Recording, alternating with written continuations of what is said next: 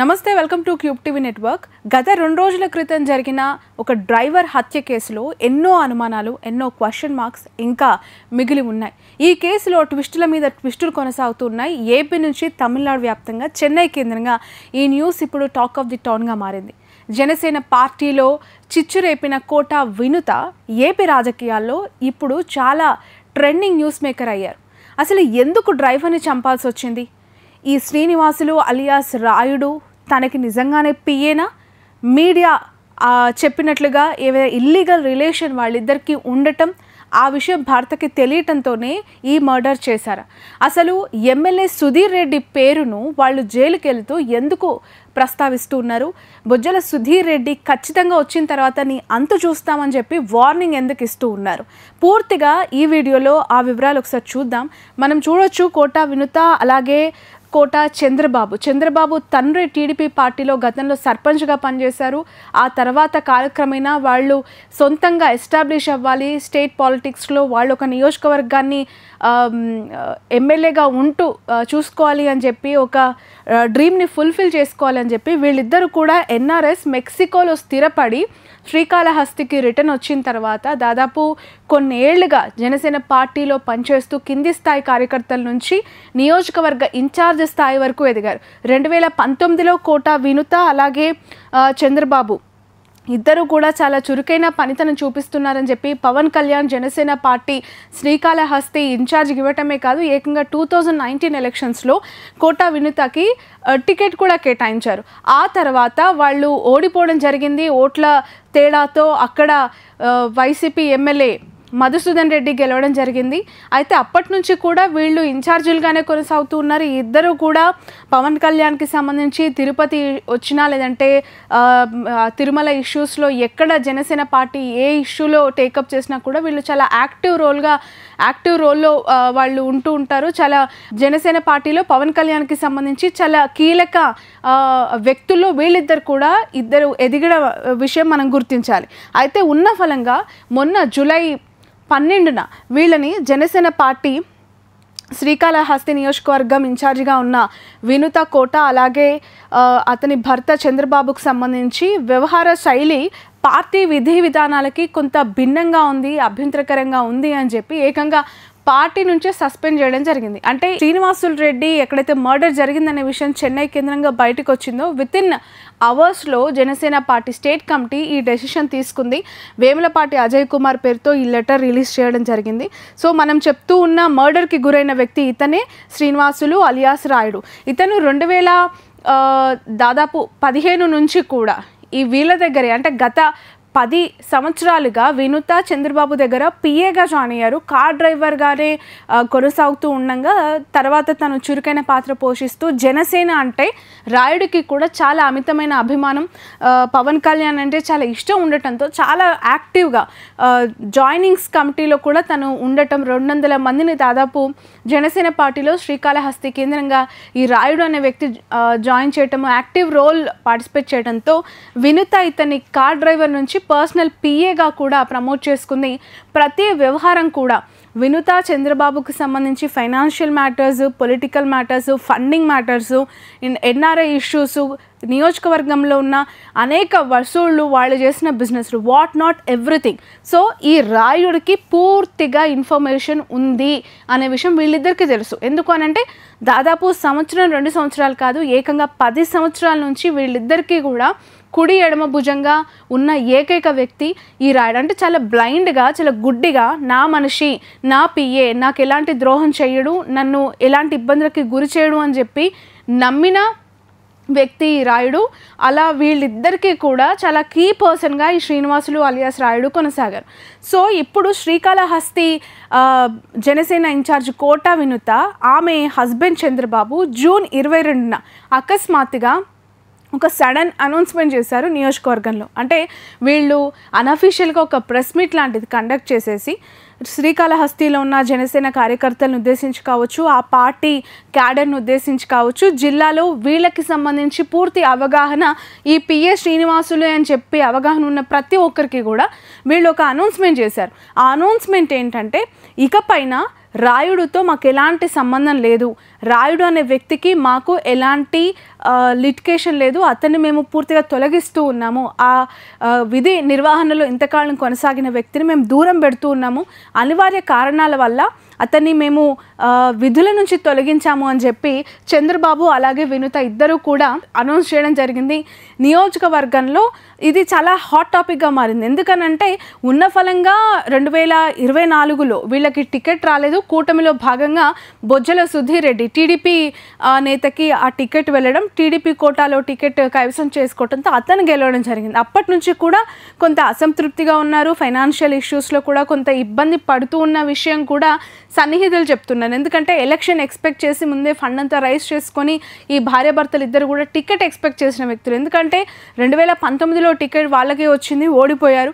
ఇప్పుడు అలయన్స్లో ఖచ్చితంగా కోలేషన్ గవర్నమెంట్లో మేము గెలుస్తామనే ధీమాతో వాళ్ళంతా సిద్ధమైన టైంలో బొజ్జలకి వెళ్ళిపోవటంతో ఈ ఇద్దరు కూడా కొంత అసంతృప్తిగానే ఉన్నారు అప్పటి నుంచి. గత నెల 22న అంటే జూన్ 22న సంబంధం లేదు డ్రైవర్ శ్రీనివాసులకి మాకు అని చెప్పి అనౌన్స్మెంట్ చేసిన కొద్ది కాలానికి అంటే కరెక్ట్గా ఒక 15 రోజుల తర్వాత జూలై మొదటి వారంలో చెన్నైలోని కూవాం నదిలో ఈ శ్రీనివాసులు అలియాస్ రాయుడు శవంగా తేలాడు.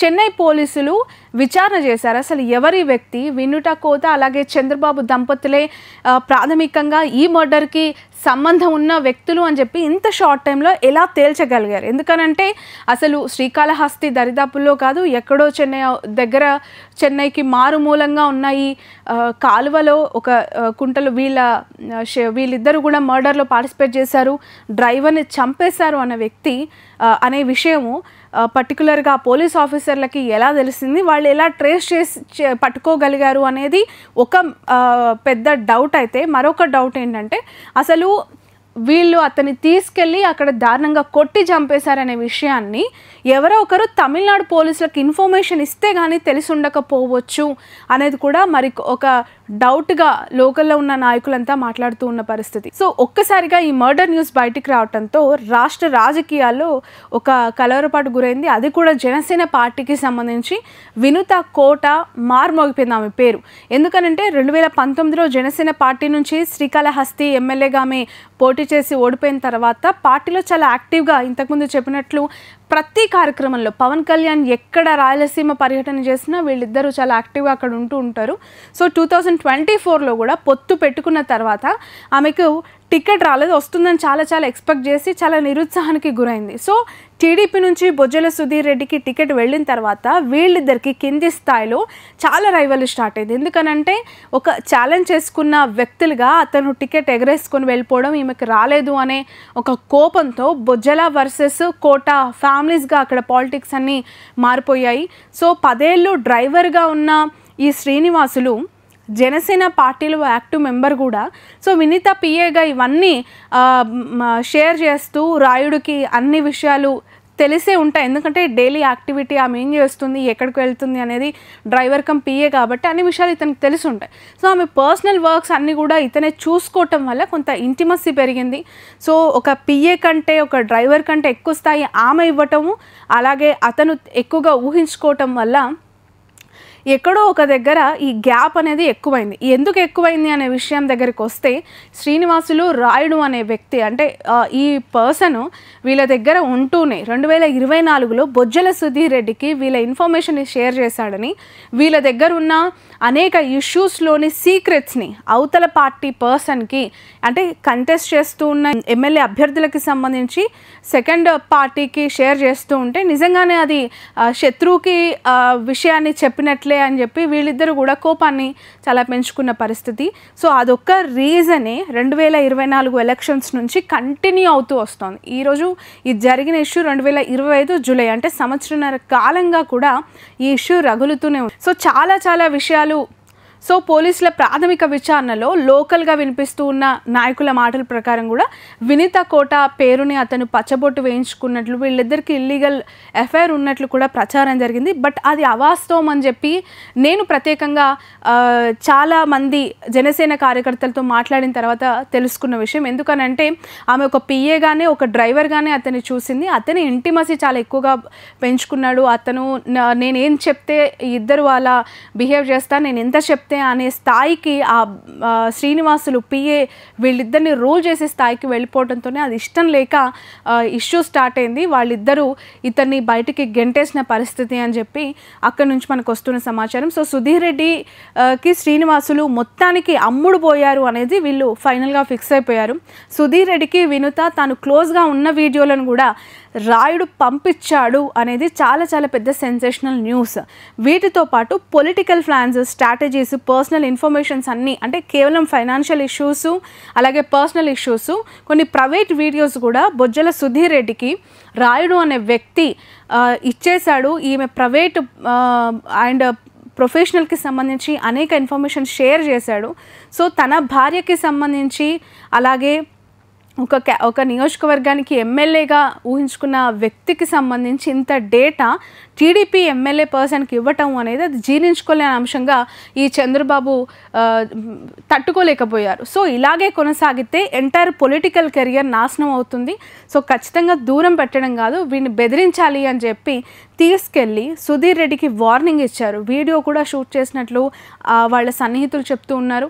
ఖచ్చితంగా ఆ వీడియోస్ అన్నీ వాళ్ళు బెయిల్ పైన బయటకు వచ్చిన తర్వాత బయట పెడతారు. సుధీర్ రెడ్డికి ఇన్ఫర్మేషన్ ముందే తెలుసు కాబట్టి, తనకి ఎమ్మెల్యేగా టికెట్ రాలేదు కాబట్టి కక్ష పెంచుకొని ఇదంతా కూడా లోకల్గా వినిపిస్తుంది అని చెప్పి ఒక టాక్ నడిచినప్పటికీ కూడా తనకి ఏ సంబంధం లేదని జూన్ 22న సో శ్రీనివాసులు ఇన్ఫర్మేషన్ ఇస్తున్నాడనే విషయం ముందుగానే వీళ్ళకి తెలిసిపోయింది. అందుకే పోయిన నెలనే అతన్ని విధుల నుంచి వాళ్ళు తీసేయడం జరిగింది. బట్ చంద్రబాబు అంటే వినుత భర్త మరో 4 సహాయంతో జూలై 8న రాయుడిని ఒక గోడౌన్లో విచక్షణ రహితంగా కొట్టిన తర్వాత స్పృహ తప్పి పడిపోయారు అని చెప్పి వినుత అలాగే చంద్రబాబు చెప్పారు. బట్ ఆ తర్వాత అతను చనిపోయాడు.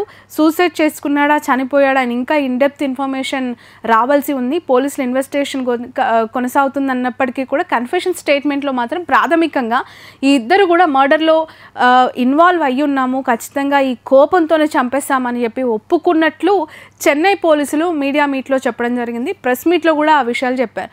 సో నది దగ్గర పడేసిన తర్వాత తిరిగి కారులో వస్తూ వాళ్ళు ఇంకా అంటే ఇప్పటి వరకు ఇన్ఫర్మేషన్ ఇచ్చి ఒక శత్రుగా చూసిన వ్యక్తిని మట్టు పెట్టామనే కోపంలో, లేదంటే అతను ఇంకా దూరం చేసేసాము, అతను బతికి లేడు అనే ఆనందంలో కూడా వాళ్ళు చాలా కాన్ఫిడెంట్గా నియోజకవర్గానికి వచ్చినట్లు తెలుస్తోంది. సో వినుత చేతి మీద శ్రీనివాసుల చేతి మీద వినుతకి సంబంధించి పచ్చబొట్టు ఉండటం కూడా ఈ చంద్రబాబుకి కొంత అనుమానం కలిగించింది అనే వార్త కూడా లోకల్గా చాలా చాలా వైరల్ అయిన మాట. సో వినుత చంద్రబాబుతో పాటు ఈ ఇష్యూలో ఇన్వాల్వ్ అయిన మరో 4గురిని కూడా పోలీసులు అరెస్ట్ చేశారు.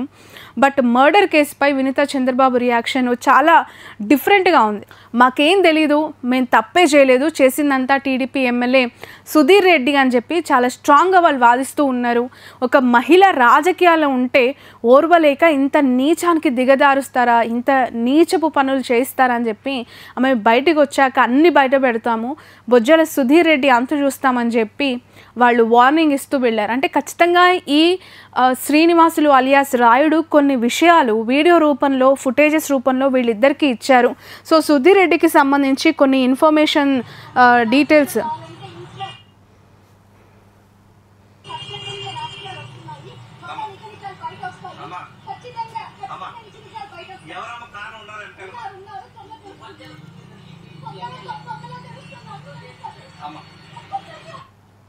సో ఇది చంద్రబాబు చెప్తూ ఉన్నారు. బొజ్జల సుధీర్ రెడ్డి ఈ ఎంటైర్ ఇష్యూలో అతనే కేంద్ర బిందువు, ఇదంతా జరగడానికి తను one of the biggest reason అని చెప్పి.